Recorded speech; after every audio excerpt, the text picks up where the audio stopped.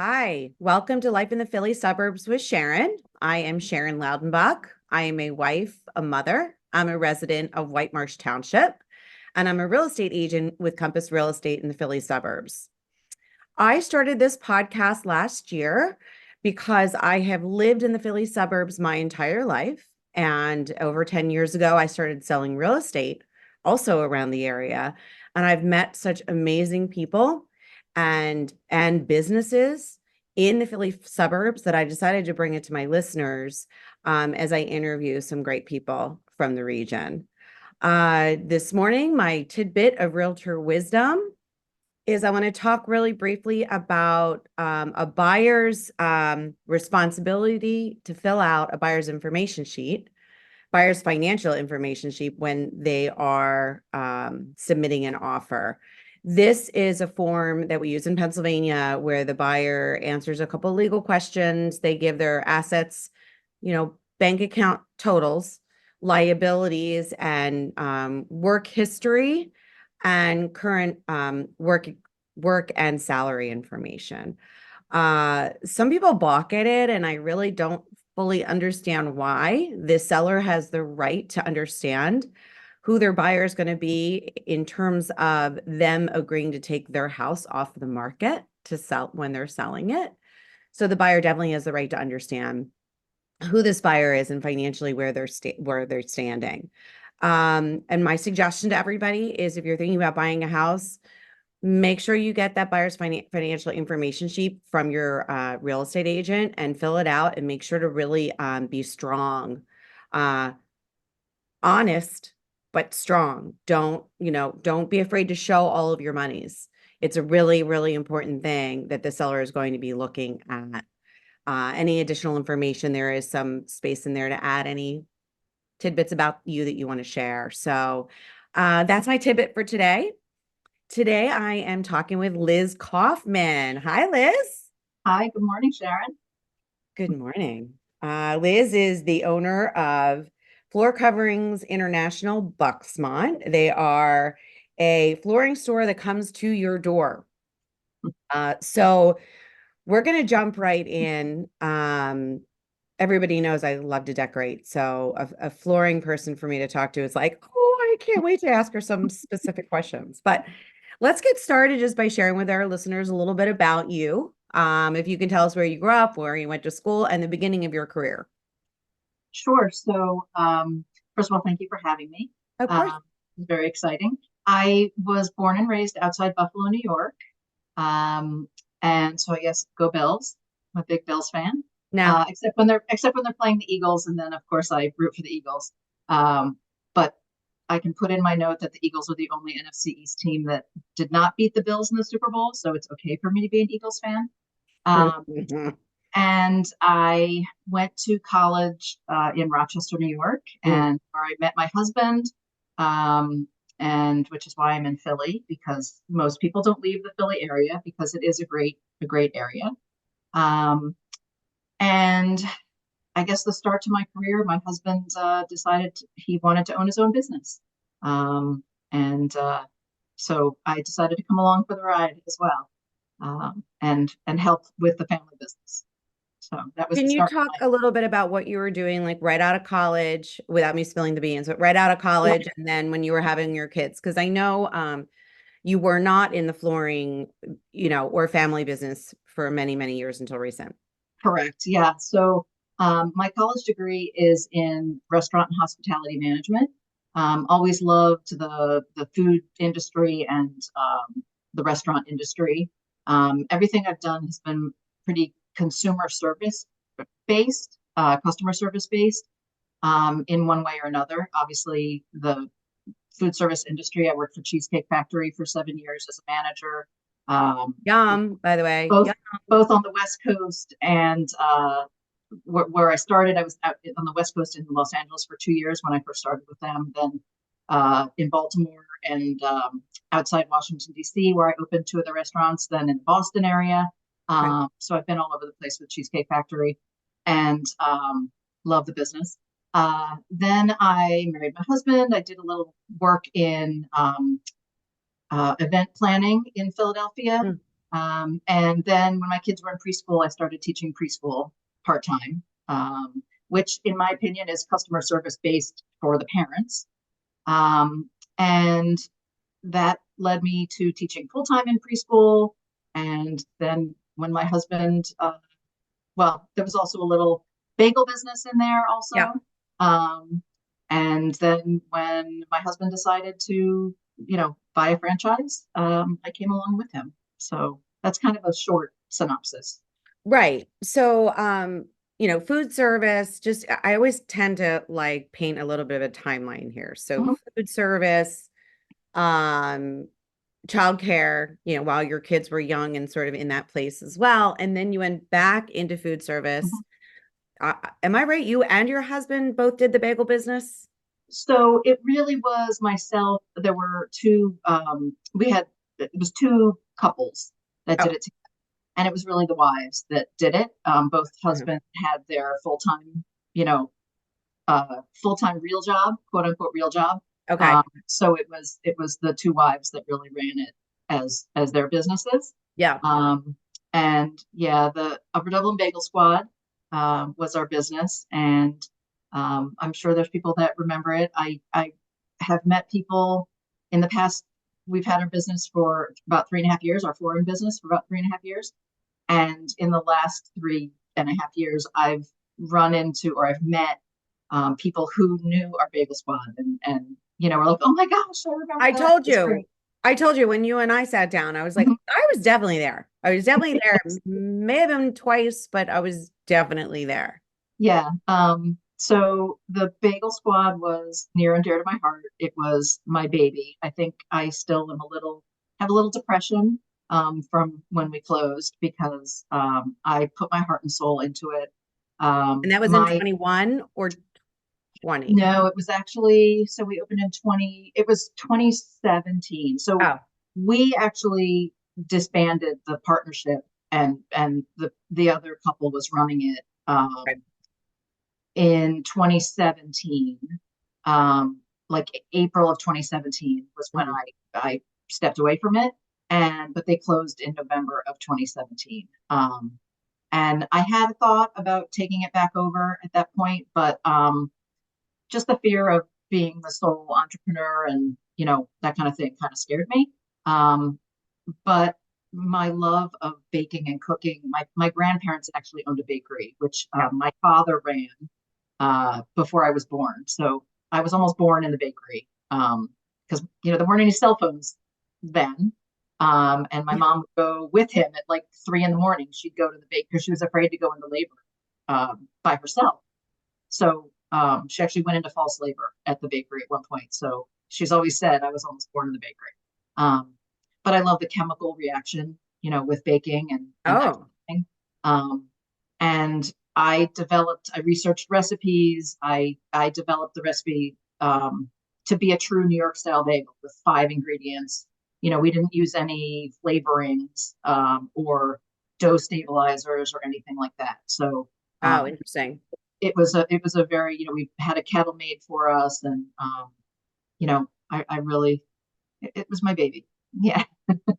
Hey, look, I understand. So, I mean, this goes into my next question really well. This segues in because I tend to have a lot of women on my podcast that have made major pivots in their life. For some reason, women tend to do that through Yep. their lives. I don't know if it's the raising families, which tends to create change, but I feel that people like us who have made these major pivots have a lot to offer others who even either have and are still struggling with it or are considering a major pivot.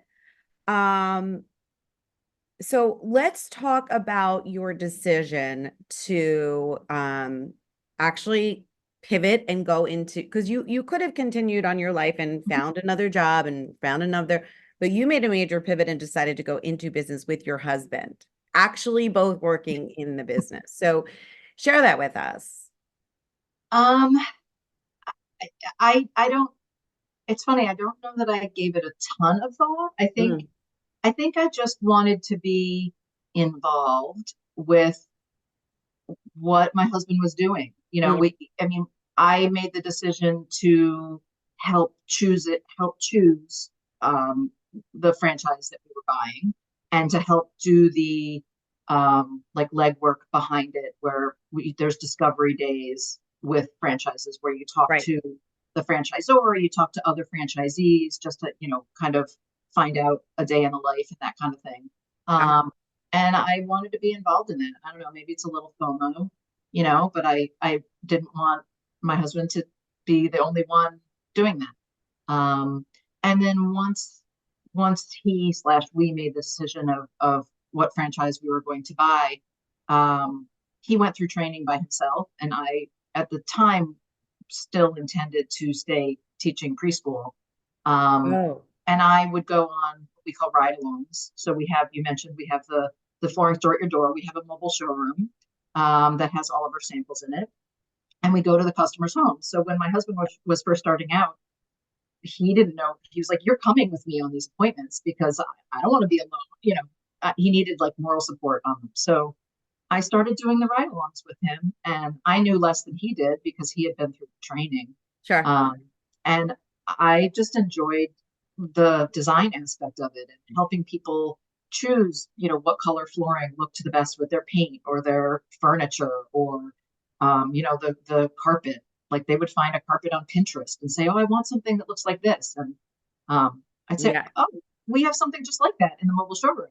Um, that's actually how we got our first job, which is it's just a sidebar. But you know, after that, I realized, like, okay, I could do this too. I mean, I'm not a salesperson.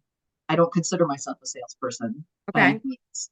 Um, but I enjoyed that aspect of so I decided to leave the preschool business, and make a go of it, working together with my husband, where we haven't divorced or killed each other yet. So Yeah, I have a short backstory about that was and this goes back 26 years. My husband actually left law for, this is for, I'm sure most people that know me don't even know this, but my husband left law for under a year and came to work with me in my business. wow. And we schlepped to New Jersey every day from home and literally together. Yeah. Driving, blah, blah, blah, and work together in the corporate offices for the luggage company. Um, Luckily, it didn't work out. Yeah, There's a lot of bullshit that happened, but luckily it didn't work out, and absolutely. he resumed back in the law. But it's definitely an interesting thing. And what I'm noticing now, it's total sidebar, but my boys are both accountants and they're just getting through tax season. They happen to work at the same accounting firm. So Mhm. when we're together as a family, it's like family business again. Yeah. Because the Yeah. kids are talking. It's just like blowing my mind. So do you have that is the one really, really hard thing about a family type business or a business with your spouse or your partner that um there's total grayness in life. Like Mhm. there's no separation of church and state in terms of business and personal. How are you guys handling it? Yeah. I mean, I think maybe we both do, but we try to delineate, like compartmentalize the Yeah. business time and the personal time. Um, That's a great word, by the way, car compartmentalizing. Compartmental, yeah, now I can't say it. Yeah. There are times, it'll be 11 o'clock at night. I'm like, all right, I'm going to go to bed. And Dan says, "Oh, do you have all the whatever for the installation? Are we all set up for that installation tomorrow?" And I'm like, I am not having this conversation right now. Like, I am going to bed. We can talk about it in the morning, or, eh, because yeah, it's hard enough when you are working together all Yeah. the time. So you're together a lot. Um, that it's important to have those just non-work times. Um, and I think we've both learned to respect each other's time and knowledge about things, Mm. and I find myself doing it sometimes too, you know, and I try my best to not, and it's not a 9 to 5 thing, but you Yeah. want to just, like, you're out to dinner for your anniversary I or was your gonna say birthday.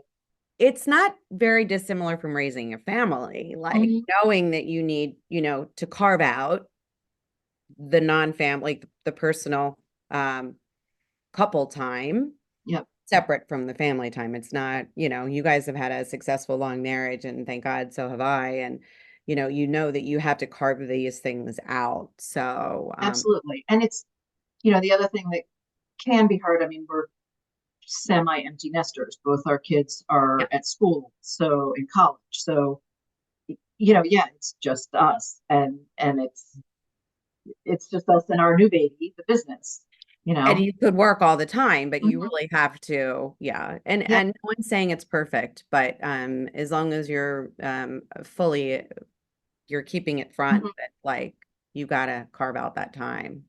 Yeah, and I try to when I come home, I mean, I have an office at home and we both have an office at home and an office Okay. at our office. But I really try hard to, when I come home from the office, I try not to work. I Yeah. mean, if it's 6 o'clock at night, whatever time it is. Um, if I'm working from home, I'm working from home, and but I'm not sitting at my computer till 8, 9 o'clock at night, that kind of thing, because Good for you. value, I value, you know, downtime. Yeah, So good for you. It's a very slippery slope with all of us now, with everything being mobile and virtual. It's very slippery. So yeah. tell me, I mean, you're in one of my favorite businesses, home and design, like what's your favorite part and your least favorite part? Do you have both? Um, yeah, I mean, I kind of already talked about, the helping customers choose things. I love it when there's a customer who like we really click and they know exactly what they want and but need help, Yeah. need guidance. And the beauty of what we do is I have 3,000 product samples in our mobile showroom, so I can bring in, they're small, they're not all gigantic samples, but Understood. I can bring in different price levels of similar products Right. and show them the gray luxury vinyls, so they can see them and feel them and touch them with their lighting and everything. Sure. And when they find that product that they love, that they're like, oh my gosh, this, you heard me. This is exactly what I was looking for. This has the texture. This has the, whatever. Um, it's just like being for me, I get positive and negative. I get too personally involved with my customers. And so I get, the highs, like I love when they find something that they love. I want to make them totally happy. On the reverse side, I get like Mhm. disappointed if something goes wrong, if their product is delayed, or if we can't install the day they want, whatever. And Um, a lot of times these are things out of your control. exactly, exactly. Mhm. And I think, my husband will just, yeah, it's okay, whatever, we can't install today, we'll do it next week, whatever. And I'm like, yeah, but I told her we could do it this week, Um, it's that it, that can be hard. Just that disappointment when I feel like I've let them down personally when, um, you know, because I want everyone to have the best experience they can with. Yeah, I hadn't planned on this being part of our conversation, but let's expand on this for a second Sure. because I'm not going to say it's a male or a female thing, but that is so much my personality, and there's so much of what I do that is out of my control. It is so disappointing sometimes when Mhm. things don't go the direction that me or the client have laid out, in Well, hopes for and it for to you, go. it's a home buyer maybe not getting the home that they, put their dreams in, overbid on whatever that like really thought they'd get. And Um, then there's another side to it too. I mean, that happened to me last week was I had a client under contract, a seller under contract. And luckily it happened very quickly because we found out super quick. But the buyer who was not my client, there was a buyer agent. Um, the buyer ended up finding out 2 days into the contract that he was being downsized from his company. So he wasn't going to be able to get a mortgage. So yeah, we had this beautiful piece of paper with this contract. Everybody's signed, everything's in motion. And halt, oh God, we got to put it back on the market. We lost that buyer. That yeah, was just like, calling my client who is truly a great friend of mine, and informing her and her husband about that was like, I shouldn't do this, and I definitely need therapy for this, but I take responsibility for it. And Right, I but it feel was like they completely look out of at your me like she's hands. not doing the job that she needs to do. And I don't think that they're thinking that at all. And by the way, you're going to support me and you're going to tell me everything I need to hear. And I'm going to tell you the same thing because I'm sure when you have the same situations in your side, you're like, you're beating yourself up about it. You shouldn't beat Yep, yourself up either. yep, exactly. Yeah, and well, no, you, and again, not to get into the male female thing, but I do think that it's a big, I mean, Yeah. men and women just deal with things differently. And Yeah. And I happen to live with an attorney. And the way attorneys' minds work are just very different and it's very linear and it's non-emotional. And, he'll be like, oh, well, da da da da. And I'm like, but like right, crying. because So they follow the law, right? They follow the a this is hundred, and the the contract right way. says Yeah, 100%. And, the seller should understand, doesn't think it's your fault. The seller doesn't think it's your fault. And I'm like, but I feel like it's my right. fault. But they let her down. I Yeah, let her down. yeah. Exactly. That's what I hate about the bit. The one thing I'll tell you I hate about my business, because I love what I do. But Mhm. the thing I hate about it is I have very, very, very little control over the outcome. I don't get to make a decision. My clients make all of the decisions. I can give them guidance, I can give them suggestions, I can give them history, historical data, blah, Right. blah, blah.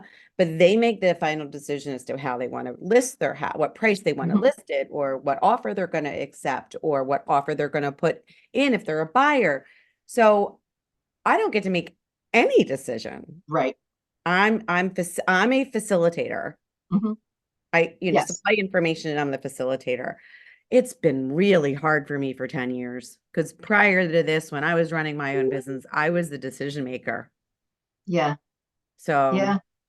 That makes it hard for yeah, sure. it's a different part of the brain. Absolutely. Yeah, Yeah. age helps a little tiny bit, tiny, tiny bit. Yeah. I mean, age and experience. Yeah. Just, Yeah.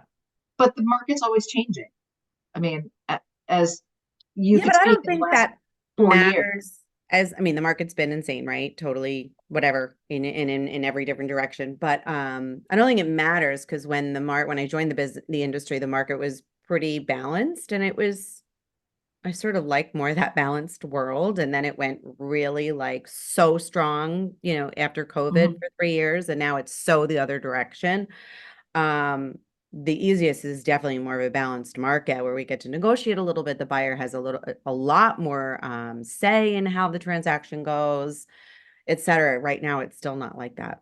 Well, and like time to think. The buyer has time to like kind of process. Now, I think it's like you need to bid on it before you even see it, you Well, know? I don't do that. That's the only thing Yeah. I really won't do. No, No, but that's what I'm saying. It's like yeah, things are gone so quickly, fast. very quickly. One of my clients lost the ability to put an offer in on a house because he was on a plane headed to see the house. Oh my gosh. That was fun early COVID. Yeah. Yeah. So let's just talk for a second about the design or decorating piece of what you do. I am the agent that really helps my clients with paint color and flooring, et cetera. The thing I do is go in, when somebody calls me to get them prepped for listing. A big part of what I do is not just list the house. I prep for listing, Mhm. for getting the most money and having the most successful Yeah, you stage transaction. it. Yeah. So I stage it. I do all that. So I guess I don't know if I have a question about that or if I just wanted to really state it. I'm sort of jealous. I love like the stuff that you get to do with people. So if maybe I should just make a statement. If you ever need my help, call me. Thank you. Well, I'll say the same thing to you. If you ever need my help, call me. I mean, I think we've talked about it, but I work with sellers who want to freshen their home. Right. And sometimes it's adult children that are selling their parents' home or something like that. Sure. Um, we help them by refinishing their floors, installing carpet, whatever. But then we have the buyers as well, when we can Yeah. get in and measure and help Eh, them And update. they're different products usually. Like Yes. So, Definitely. you Yep. know, when I go into prep a cellar and I'm talking, the most important things are decluttering walls and Mhm. floors, you know, Yep. walls and floors. Um, when I'm recommending what they're doing with their floors, it's not top of the line. Why would you? No, You know, no, so no, definitely not. There are those people who have been in their home for a while and who are so emotionally attached they don't want to do a lower cost, I carpet, know. whatever. Um, and they get particular about the color. I'm like, you're not going to be living here with this color carpet. Like, it's okay. The neutral We, carpet is good. we definitely have to do a run through together because I think that we could probably pick up a little tidbit or two from each other of doing that together. So I Yeah, think we need to get absolutely. that on the books. Let's do Yeah, that. that'd Okay. be So, just really quick, we met through a couple business networking groups that cool. we're in together, which is great. I usually get to see a couple times a month. Um, do you have any advice for the listeners in terms of what what benefits you're getting out of the networking that you're doing? Um, I think a really big part for me is since I work with my husband and he is my coworker, and until recently we just had an office manager, so it wasn't like I could, usually in life your coworkers become your friends. You That's hang out right. with your coworkers, you go to happy hour with your coworkers. I have a husband as a coworker. We already spend a lot of time together. Um, Understood. so I think the social aspect of meeting a lot of new wonderful women, powerful women, Yeah. not just as business connections, but people that have become my friends and confidants and that kind of thing has been really nice. Yeah. I Um, agree with you. When I started networking, never in my previous business. mhm, Literally a month or two into real estate, I was literally told about networking and groups, mhm. and I joined one immediately. Um, and it has absolutely been a really big source for me. And absolutely some business comes. It's not like every day, Mhm. it takes people a while to need a real estate agent, but it's a definite combination of business and certainly friendship and that camaraderie and sharing experiences. I'm a huge proponent of it. Not, and Absolutely. not a business card exchange. I'm talking a get to know each other kind of group. Yeah, I mean, everyone can exchange business cards, but Yeah, it's the getting to know, repeat, like you just see people more and more. I mean, that's how we got to know each other. It's I just, know. seeing each other repeatedly, and then you just kind of get to know one another better. And Yeah, you know, it's been nice meeting people that way. I Because agree. yeah, I didn't have the networking ever with any other business or Previous, yeah, businesses. yeah. All right. Well, guess what? It's time to turn the tables. It's your turn to ask me Oh, a question. And people have been throwing me off lately, so be nice. oh, I probably won't throw you off. I don't know. I guess it's probably something around what you did previously with your family business, with the retail business, and Yep. like how how that inspired you to get into the real estate, and what tools you took with you. Hmm. I don't know if you looked at other things when, and I'm throwing a whole bunch of curveballs, but Actually, that's a really good, it's all really great. And actually, I love the question because I can flip this one out. So, I had actually, secret is I had actually gotten my real estate license a couple years before our business closed. I kind of saw the writing on the wall of what was going on with Robinson Luggage, and I went and got my real estate license. And I actually had planned to leave the business, and it didn't happen. oh Long wow, story short, a couple years later, we closed. Um, but in the long run, when I left, when the business finally closed, I really wasn't sure I wanted to be in real estate. Like it wasn't like the next day I started selling houses. I took like several months to like really think about it. And why I think it ended up being the right thing for me is because I was the jack of all trades, master of none when you're the president of a company. I knew a little bit about everything and I knew how to manage and make decisions from the umbrella, right? Yep. finances, buying, employees, the HR, the e-commerce, the whole thing. But I really was a master of none of it. Yeah. So when you run a business like mine and you're a solopreneur, I do everything, Mhm. you know. So that has worked out very well for me. The other part that's worked out very well is I managed a lot of staff in my previous life, and I really didn't want to do that again.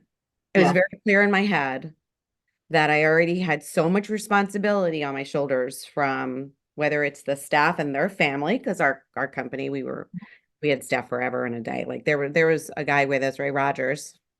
Cheers to Ray.